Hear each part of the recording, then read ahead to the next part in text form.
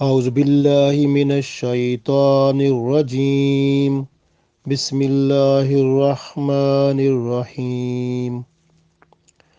ليس عليكم جناح أن تبتغوا فضلا من ربكم فإذا أفضتم من عرفات فاذكروا الله عند المشعر الحرام واذكروه كما هداكم وإن كنتم من قبله لمن الضالين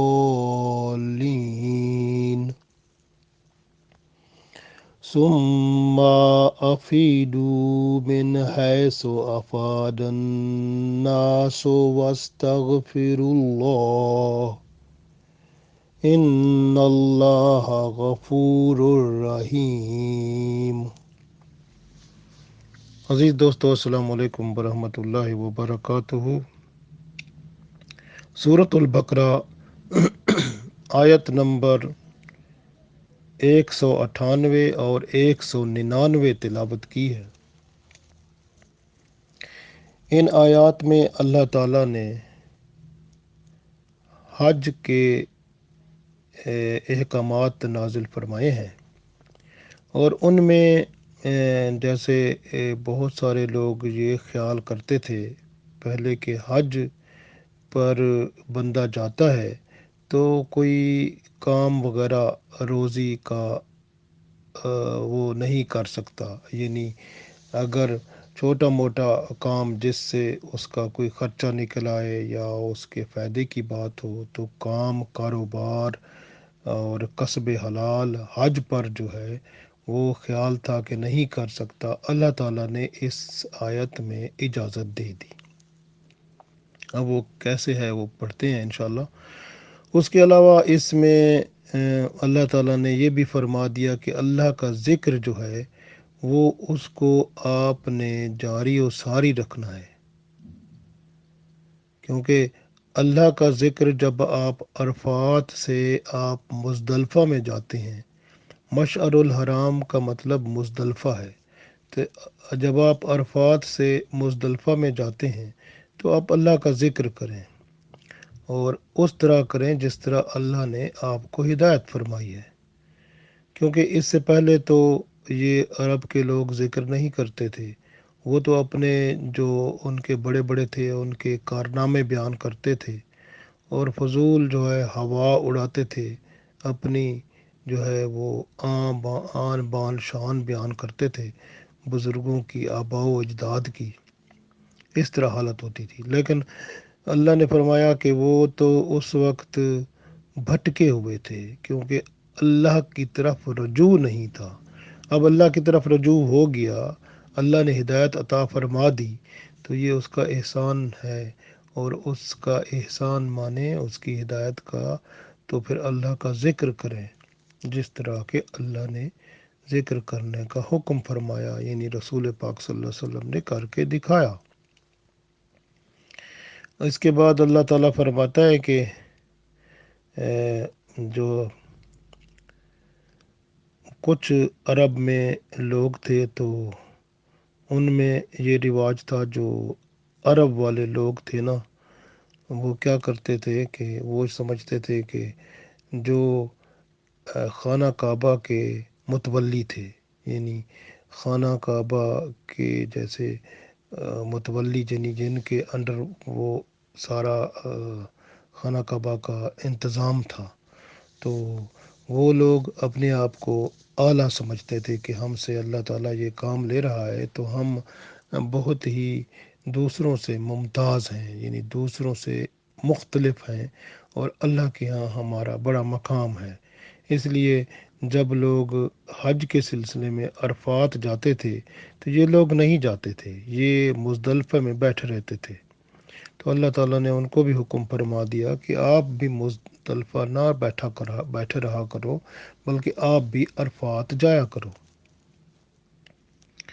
تو وہاں سے جیسے دوسرے لوگ جاتے ہیں ویسے آپ جایا کرو، اور پھر ان کے ساتھ وہاں سے مزدلفہ آیا کرو. تو ہم پڑھتے ہیں انشاءاللہ اللہ تعالیٰ کے حکم سے. اللہ تعالیٰ ارشاد فرماتا ہے، لیسا علیکم، لیسا نہیں ہے، علیکم تم پر، جناح گناہ، یعنی تم پر گناہ نہیں ہے، ان کے تب تغو کہ تم تلاش کرو، فضلاً اللہ کا فضل، من ربکم یعنی اپنے رب کا، اگر تم اپنے رب کا فضل تلاش کرو تو تم پر گناہ نہیں ہے، یعنی حج کے دوران اگر تم اللہ کا فضل تلاش کرو تو تم پر گناہ نہیں ہے۔ فَإِذَا اور جب تم، آفَدْتُم اور جب تم واپس آؤ، من عرفات عرفات سے، یعنی جب تم عرفات سے واپس آتے ہو، فَاذْكُرُوا اللَّهَ تو پھر اللہ تعالیٰ کا ذکر کرو، عند المشعر الحرام، مشعر الحرام کے پاس، مشعر الحرام کا مطلب ہے مزدلفہ، یعنی مزدلفہ میں جب تم آتے ہو تو آپ اللہ کا ذکر کیا کرو وہاں پہ، وَاذْكُرُوهُ اس کا ذکر کرو، کما ہداکم جیسا کہ اس نے ہدایت عطا فرمائی ہے، وَإِن كُنتُم من قبل ہی اور اس سے پہلے تم، لَمِنَ الضَّالِّينَ بھٹکے ہوئے تھے، تو اس سے پہلے تم بھٹکے ہوئے تھے، یہ تو اللہ نے ہدایت عطا فرمائی اور ذکر کا طریقہ آپ صلی اللہ علیہ وسلم کے ذریعے سے سمجھا دیا۔ ثم افیدو پھر جب تم واپس آؤ، من ہے سو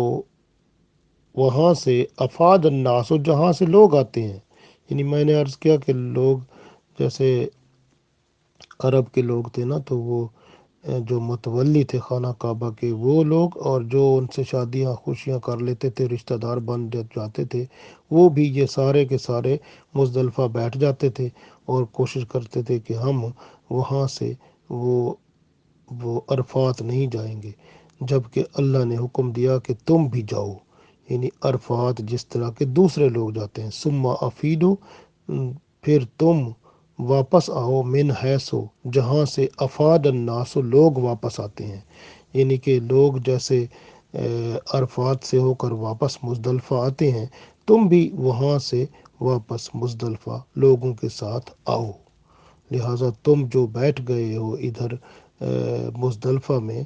اور عرفات میں جاتے ہی نہیں ہو، تو آپ عرفات میں آپ کو جانا پڑے گا، تو آپ عرفات بھی جاؤ اور پھر لوگوں کے ساتھ آپ مزدلفہ آؤ، واستغفر اللہ اور اللہ سے معافی مانگتے رہو، ان اللہ بے شک اللہ تعالیٰ غفور اور رحیم بخشنے والا مہربان ہے۔ تو اللہ تعالیٰ نے ارشاد فرما دیا، تو آپ دیکھیں کہ عرب کے لوگ حج اور عمرہ کے دوران کسب معاش کرنے کو برا تصور کرتے تھے، بلکہ اسے گناہ سمجھا جاتا تھا، اور اکثر تو یہ کہا کرتے تھے کہ حج ہی قبول نہیں ہوگا، نہ عمرہ قبول ہوگا اگر تم کاروبار کرو گے، تو حج کرتے ہوئے کاروبار کرنا تو اس کو اتنا برا سمجھا جاتا تھا کہ گناہ سے بھی بڑا سمجھا جاتا تھا،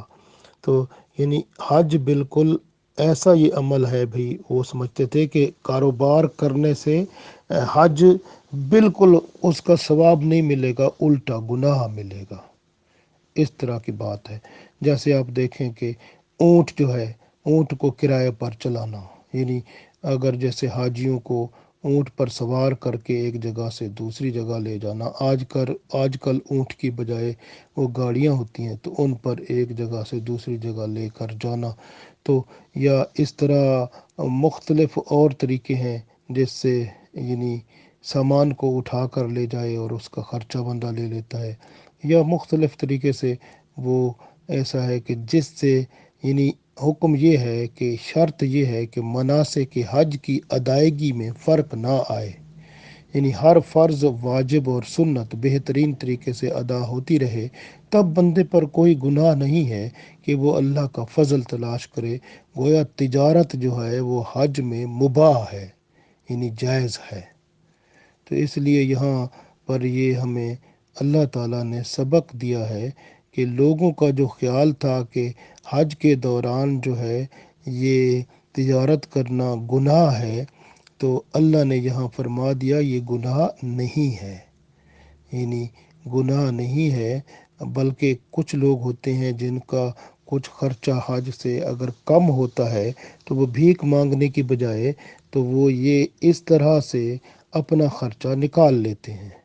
تو یہ گناہ نہیں ہے، یعنی لیکن یہ بات ہے کہ نیت بندے کی یہ نہ ہو کہ جب حج کرنے جاتا ہے یہ نیت نہ ہو کہ میں وہاں کاروبار کرنے جا رہا ہوں یا پیسے کمانے جا رہا ہوں، بلکہ حج کی نیت سے بندہ آئے، اور اگر کوئی کاروبار میں حج اور اس میں کوئی اگر وہ فائدہ ہوتا ہے اور وہ کر لیتا ہے، بندہ تھوڑا بہت کام کر لیتا ہے جو کہ تجارت کا، تو وہ اجازت ہے۔ اب جیسے یہاں سے اگر کسی ملک سے بندہ سعودی عرب جاتا ہے تو وہاں پر کوئی چیزیں لے جاتا ہے جو بیچنے کی ہوتے ہیں، وہاں بیچ کر اس کا منافع لے لیتا ہے۔ اسی طرح جب وہاں سے واپس اپنے ملک میں جاتا ہے کوئی چیزیں لے جاتا ہے، پھر وہاں سے لے کر چلا جاتا ہے نا، تو اپنے ملک میں جب اس کو بیچے گا اس کو کچھ منافع مل جائے گا، تو اس کی اجازت ہے۔ لیکن دل میں یہ نہ سوچے کہ میں نیت نہ کرے بندہ کہ میں حج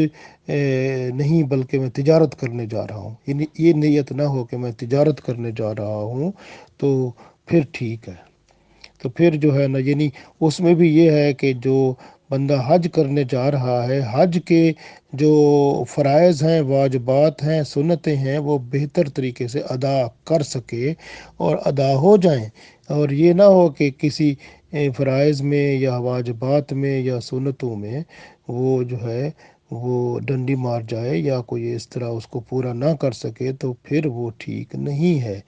حج بھی اس کے لوازمات بھی پورے ادا ہو جائیں اور بندہ جو ہے ساتھ کچھ تجارت بھی کر لے، تو اللہ تعالیٰ نے اس کو جائز قرار دیا ہے۔ تجارت محنت مزدوری بھی ہو سکتی ہے،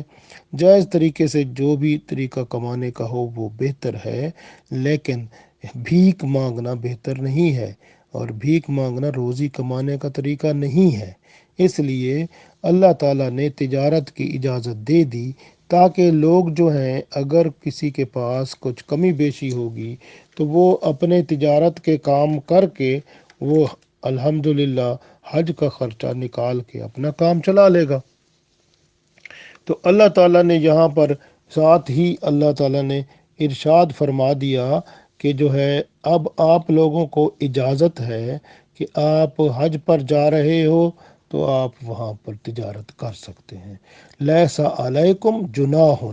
لیسا علیکم تم پر نہیں ہے، جناح گناہ، ان تبتغوا فضلا من ربکم، اگر تم اللہ کا فضل تلاش کرو، یعنی روزی رزق تلاش کرو حج کے دوران، عمرے کے دوران، تو اجازت ہے، یہ اللہ نے فرما دیا۔ فَإِذَا أَفَضْتُمْ، پھر آگے اللہ تعالیٰ ارشاد فرماتے ہیں فَإِذَا أَفَضْتُمْ، اور اگر تم، پس اگر تم افدتم، یعنی جب تم واپس لوٹو، من عرفات، عرفات جو ہوتا ہے اس میں عرفات میں ٹھہرنا وہ حج کا فرض ہے۔ اگر کوئی بندہ عرفات میں نہیں ٹھہرتا اس کا حج ہوتا ہی نہیں ہے۔ مسند احمد میں حدیث ہے، رسول پاک صلی اللہ علیہ وسلم نے فرمایا کہ حج عرفات ہے، یعنی جو سورج نکلنے سے پہلے بھی عرفات میں پہنچ گیا تو اس نے حج کو پا لیا۔ تو اس طرح حج جو ہے عرفات میں بندے کا ٹھہرنا جو ہے، وقوف جو ہے، وہ حج کا لازمی اور فرض عنصر ہے، یعنی فرض ہے، یعنی عرفات میں جو ہے، اب دیکھیں نا، غور کریں، عرفات کون سی جگہ ہے؟ عرفات جو ہے وہ جگہ ہے جہاں آدم علیہ السلام اور حوا علیہ السلام یہ جو ہے جدائی کے بعد 9 ذوالحج کو ملے تھے اور ایک دوسرے سے معرفت ہوئی تھی، تعارف ہوا تھا ان کا۔ تعارف جو ہے وہ عرفہ سے، عرفہ کا مطلب تعارف کرنا، ایک دوسرے کی پہچان کرنا، تو عرفہ سے عرفہ عرفات بن گیا، یعنی یہاں پر آدم علیہ السلام نے حوا علیہ السلام کو پہچان لیا اور حوا علیہ السلام نے آدم علیہ السلام کو پہچان لیا، گویا دونوں کی پہچان ہو گئی، دونوں یہاں مل گئے، تو اس لیے اس جگہ کا نام عرفات بن گیا۔ عرفات کا مطلب پہچان کرنا، عرفہ یعنی جیسے عرفہ کا مطلب پہچان، تو یہ ہے کہ اس وجہ سے اس کا نام عرفات ہو گیا۔ دوسری دلیل یہ آتی ہے کہ کیونکہ عرفات ایسی جگہ ہے جہاں پر لوگ جو ہیں وہ دعائیں کرتے ہیں اور اپنے گناہوں کا اقرار کرتے ہیں اور اپنی غلطیوں کا اعتراف کرتے ہیں، اعتراف کر کے اپنے گناہوں کو پہچان لیتے ہیں، واقعی ہم نے گناہ کیے تھے، اور چن چن کے جو گناہ کیے تھے وقت جہاں جب جب کیے تھے خیال میں لاتے ہیں اور ان کی معافی مانگتے ہیں، تو گویا اپنے گناہوں سے وہ جو ہے روشناس ہوتے ہیں، پہچان کرتے ہیں اپنی غلطیوں کی، اور پھر ان کی معافی اللہ سے مانگتے ہیں۔ تو گویا اس وجہ سے اس جگہ کا نام عرفات ہو گیا کہ وہ جگہ جہاں پر بندہ اپنے گناہوں کی پہچان کرتا ہے اور پھر اس سے اللہ کے حضور اپنے آپ کو حاضر کرتا ہے اور دعا مانگتا ہے اور مغفرت اور بخشش چاہتا ہے اللہ تعالیٰ سے۔ تو یہ جو ہے یہ دوسری روایت ہے کہ جس سے وہ عرفات نام پڑ گیا، کیونکہ بندے کو معرفت ہو جاتی ہے، پہچان ہو جاتی ہے اپنے گناہوں کی، تو پھر اس کے لیے اللہ کے حضور معافی مانگ کر گناہوں کو معاف کراتا ہے۔ تیسری بات وہ بتاتے ہیں کہ اس میں یہ بھی ہے کہ عرفات کیوں نام پڑا۔ تیسری وجہ یا دلیل یہ بتاتے ہیں کہ حضرت جبرائیل علیہ السلام جب حضرت ابراہیم علیہ السلام کو مناسک حج سکھانے آئے تھے، تو جبرائیل علیہ السلام بار بار فرماتے تھے عرفتہ عرفتہ، کیا آپ نے جان لیا، کیا آپ نے جان لیا؟ یعنی ابراہیم علیہ السلام کو حضرت جبرائیل علیہ السلام یہ عرض کرتے تھے کہ فرماتے تھے کہ کیا آپ نے جان لیا؟ جب ان کو بار بار ایک بات سمجھاتے تھے، پھر پوچھتے تھے کہ آپ کو سمجھ آ گئی، کیا آپ نے جان لیا، آپ کو پہچان ہو گئی اس کی؟ تو پھر وہ اس وجہ سے عرفتہ عرفتہ کہتے تھے، تو اس وجہ سے اس کا نام عرفات پڑ گیا، عرفات سے۔ تو یہ ایک اور دلیل ہے۔ تو تین دلیلیں میں نے عرض کی کہ جو ہے نا، ایک دلیل یہ کہ آدم علیہ السلام اور حوا علیہ السلام جو ہیں وہ ہمارے ماں باپ ہیں، اور ان کی ملاقات 9 تاریخ کو 9 ذوالحج کو اسی عرفات میں ہوئی تھی۔ عرفہ کا مطلب پہچان کرنا، تو آدم علیہ السلام نے حوا علیہ السلام کو ہی پہچان کر لی اور حوا علیہ السلام نے آدم علیہ السلام کو پہچان لیا، تو اس لیے پہچان کرنے کو عرفہ کہتے ہیں، تو اس لیے اس کا نام عرفات پڑ گیا۔ دوسری دلیل کہ بندہ اپنے گناہوں کو پہچان لیتا ہے یہاں آ کر اور پھر اللہ سے معافی مانگتا ہے، اس لیے اس کو عرفات کہتے ہیں۔ تیسری بات یہ ہے کہ یہاں پر جبرائیل علیہ السلام آتے تھے تو حضرت ابراہیم علیہ السلام کو سکھاتے تھے، پھر سکھا کر فرماتے تھے عرفتہ عرفتہ، کیا آپ نے پہچان لیا، کیا آپ کو پتہ چل گیا جو میں نے بتائے مناسک حج، کیا آپ کو پتہ چل گئے؟ پھر وہ حضرت ابراہیم علیہ السلام بتاتے تھے ہاں۔ تو اس لیے حضرت جبرائیل علیہ السلام جب بتایا کرتے تھے تو عرفتہ کہتے تھے، تو اس کا مطلب عرفہ، یعنی اس کا نام عرفات ہو گیا۔ تو گویا عرفات جو نام ہے، اس تین وجوہات کی بنا پر اس جگہ کا نام عرفات ہے، اور عرفات میں جو ہے ہمارا ٹھہرنا جو ہے وہ فرض ہے، یعنی کہ وہاں پر ہم نے وہ دیکھے نا، وہاں پر عرفات کے اندر آپ نے نماز ظہر بھی نہیں پڑھنی، اور ظہر اور عصر کو ملا کے پڑھنا ہے۔ اب دیکھیں وہاں پر کیونکہ عرفات میں بندے جب دور دور سے آتے ہیں دوسرے ملکوں سے، سب مسافر ہوتے ہیں، تو وہاں پر وہ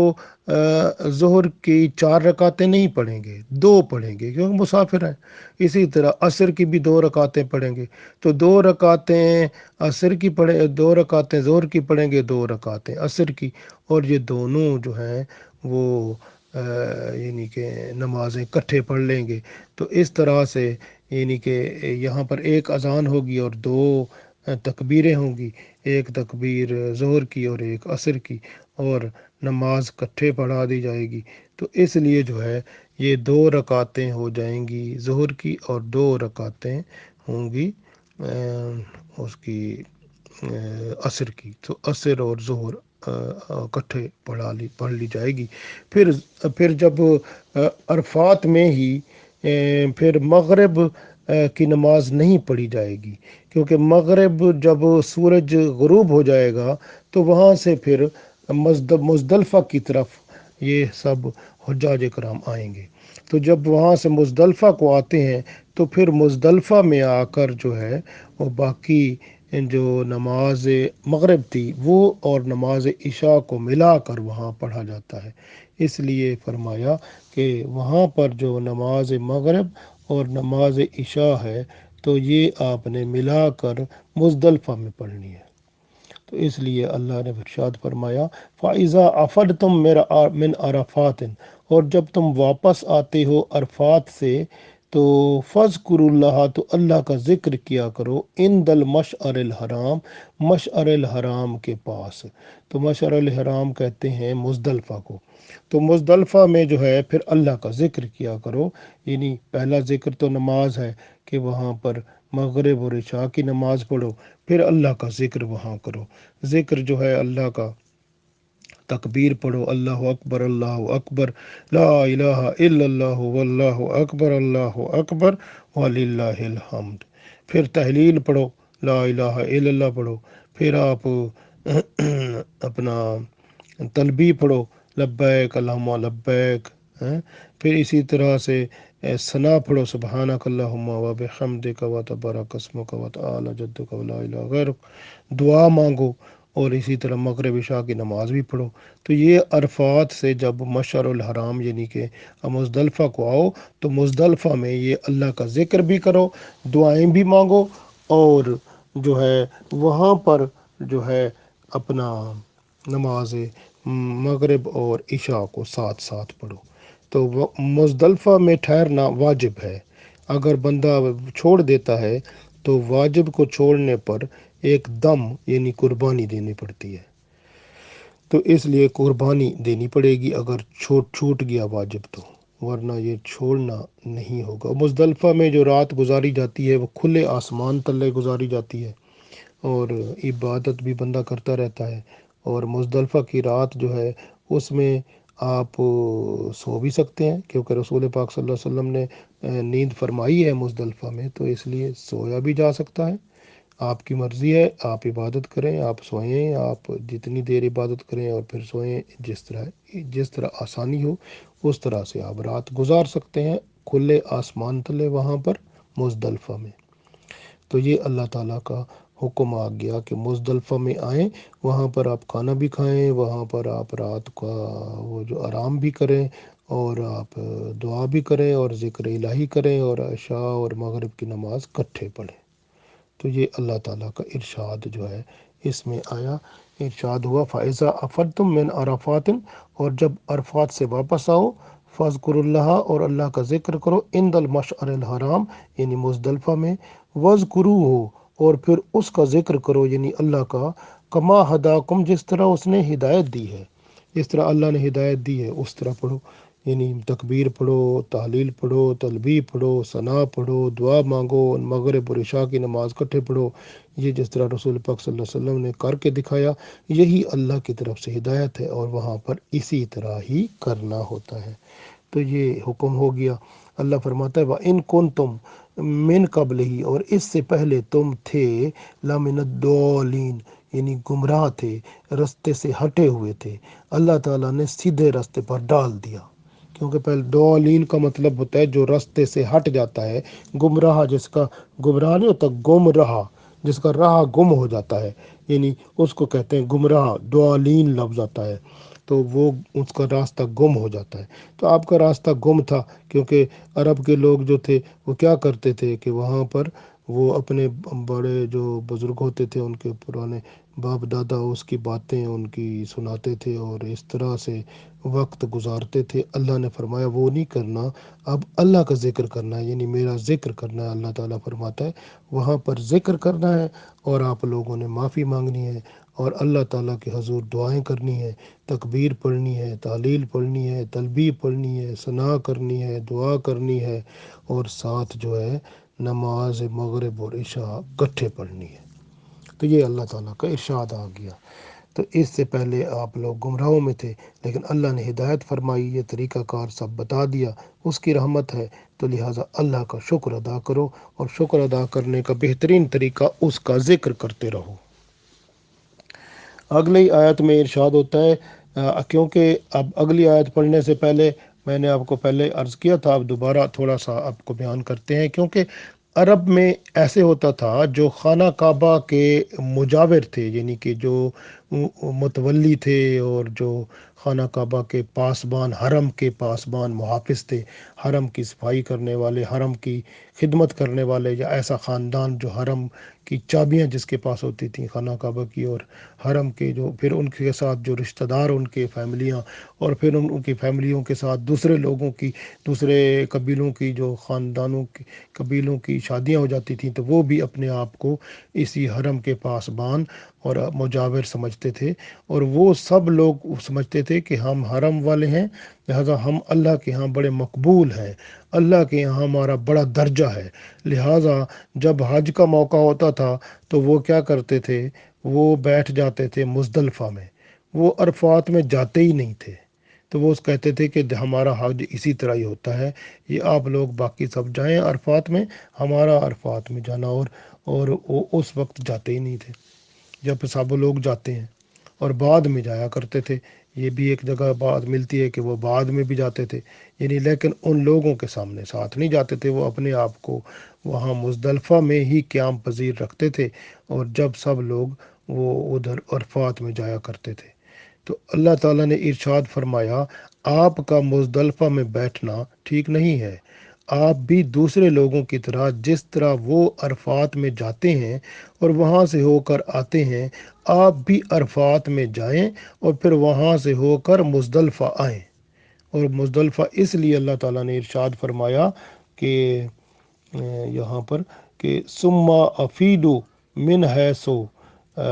ثم پھر تم افیدو واپس آؤ، من حیثو جہاں سے افاد الناس لوگ واپس آتے ہیں، یعنی کہ جیسے وہ عرفات سے واپس مزدلفہ آتے ہیں، تم بھی ان کے ساتھ عرفات سے مزدلفہ آؤ، کیونکہ آپ لوگ اپنے آپ کو بڑا سمجھتے تھے، تو یہ آپ سب کے برابر ہیں۔ اللہ تعالیٰ دیکھیں نا، یہاں پر مساوات کا سبق دیتا ہے کہ اللہ تعالیٰ نے یہ فرما دیا کہ سب لوگ برابر ہوتے ہیں، اور تقویٰ جو ہوتا ہے وہ تو صرف اللہ کو پتہ ہوتا ہے، بندے کا کیونکہ کوئی پتہ نہیں ہوتا کہ کون سی بات اللہ کو ناپسند آ جائے، اس لیے ان اکرمکم عند اللہ اتقاکم، کہ اللہ کے نزدیک تو عزت والا وہ ہوتا ہے جو سب سے زیادہ متقی ہوتا ہے۔ اور اس لیے اللہ نے فرما دیا کہ آپ جو ہے، آپ جب آؤ ادھر اپنا مزدلفہ میں، تو آپ استغفار کرو، واستغفر اللہ، تو آپ استغفار کرو، معافی مانگو اللہ تعالیٰ سے، ان اللہ بے شک اللہ تعالیٰ غفور الرحیم، بخشنے والا مہربان ہے۔ غفور یعنی بخشنے والا، رحیم مہربان ہے، رحم کرنے والا ہے، تو اللہ سے معافی مانگو۔ تو اللہ تعالیٰ نے یہ فرما دیا، معافی مانگنے کا کام بتا دیا کہ آپ لوگ معافی مانگو، کیونکہ تم بھی واپس اسی راستے سے آؤ جس طرح دوسرے آتے ہیں، دوسرے عرفات سے ہو کر مزدلفہ آتے ہیں، تم بھی عرفات سے ہو کر مزدلفہ آؤ۔ دوسروں کو اللہ تعالیٰ نے حکم دیا تھا کہ جب مشعر الحرام یعنی مزدلفہ آؤ تو اللہ کا ذکر کرو، ان کو بھی اللہ تعالیٰ نے حکم دیا کہ تم وہاں سے آؤ، اللہ کا ذکر کرو، لیکن ساتھ تم نے مغفرت کرنی ہے، بخشش مانگنی ہے، استغفار کرنا ہے اپنی غلطیوں کا، گناہوں کا، اور یہ اگر تھوڑی بہت آپ کے اندر یہ بات تھی کہ ہم دوسروں سے بہتر ہیں تو اس کی بھی معافی مانگنی ہے، تاکہ اللہ تعالیٰ آپ پر مہربان ہو جائے اور آپ کی غلطی گناہ جو ہیں وہ چھوٹے موٹے سب معاف ہو جائیں، اور پھر اللہ تعالیٰ کی رحمت سے آپ سب کو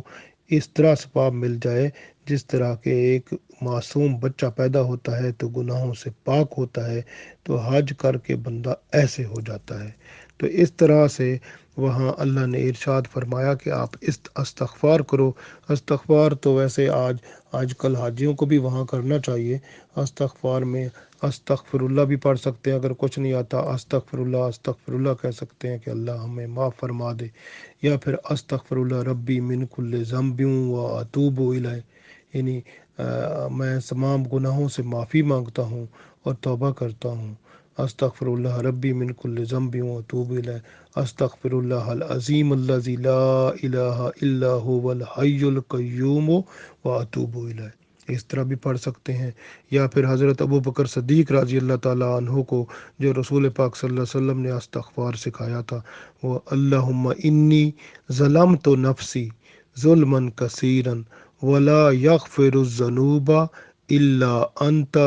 فاغفر لی مغفرۃ من عندک وارحمنی انک انت الغفور الرحیم۔ یا پھر بندہ اس طرح پڑھ لے، یا پھر رسول پاک صلی اللہ علیہ وسلم جو ہیں انہوں نے استغفار پڑھ کے دکھایا تو وہ پڑھیں، سید الاستغفار کہتے ہیں اللہم انت ربی لا الہ الا انت خلقتنی وانا عبدک وانا علی عہدک ووعدک ما استطعت اعوذ بک من شر ما صنعت ابوء لک بنعمتک علی وابوء بذنبی فاغفر لی ذنوبی فإنہ لا یغفر الذنوب الا انت۔ اس کو میں اس طرح پڑھتا ہوتا ہوں، اللہم انت ربی لا الہ الا انت خلقتنی وانا عبدک وانا علی عہدک ووعدک ما استطعت اعوذ بک من شر ما صنعت ابوء لک بنعمتک علی وابوء بذنبی فاغفر لی ذنوبی فإنہ لا یغفر الذنوب الا انت۔ اس طرح بندہ استغفار پڑھے وہاں پہ تو اپنے گناہوں کی معافی مانگے مزدلفہ میں، تو اللہ تعالیٰ کی رحمت بندے پہ ہر وقت، اللہ نے خود فرمایا ہے کہ جو ہے میں غفور الرحیم ہوں، یعنی بخشنے والا مہربان ہوں۔ تو آپ معافی تو مانگو، واستغفر اللہ، اور معافی مانگو اللہ تعالیٰ سے، ان اللہ، بے شک اللہ تعالیٰ غفور الرحیم، اللہ بخشنے والا مہربان ہے۔ آپ معافی مانگنے والے بنو تو اللہ بخشش کرنے کو تیار ہے۔ تو اس لیے اللہ تعالیٰ نے وہاں ارشاد فرما دیا، تو گویا اللہ تعالیٰ نے یہ یہاں فرما دیا کہ آپ جو ہے جب عرفات سے مزدلفہ میں آؤ، اللہ کا ذکر کرو، معافی مانگو، اللہ تعالیٰ آپ کے اوپر کرم فرمائے گا اور آپ کی غلطیاں گناہ معاف کر کے آپ پر کرم فرمائے گا، جس طرح رسول پاک صلی اللہ علیہ وسلم نے فرمایا کہ بندہ جو ہے جب وہ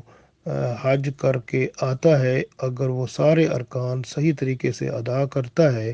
اور حج کے جو فرائض واجبات وغیرہ ہر چیز کو احسن طریقے سے ادا کر لیتا ہے، تو پھر اس کے بعد اللہ تعالیٰ اس پر مہربان ہوتا ہے اور اس کے گناہوں کو معاف کر دیتا ہے، اور بندہ ایسے آتا ہے جیسے ابھی اپنے ماں کے ہاں سے پیدا ہوا ہو، یعنی کہ اس طرح گناہوں سے پاک ہو۔ تو اس طرح کی حالت ہوتی ہے۔ اللہ تعالیٰ سے ہم دعا کرتے ہیں کہ اللہ تعالیٰ ہم سب کو حج کی سعادت عطا فرمائے اور حج کے جو لوازمات ہیں پورے ادا کرا کے ہمیں مشرف فرمائے، آمین۔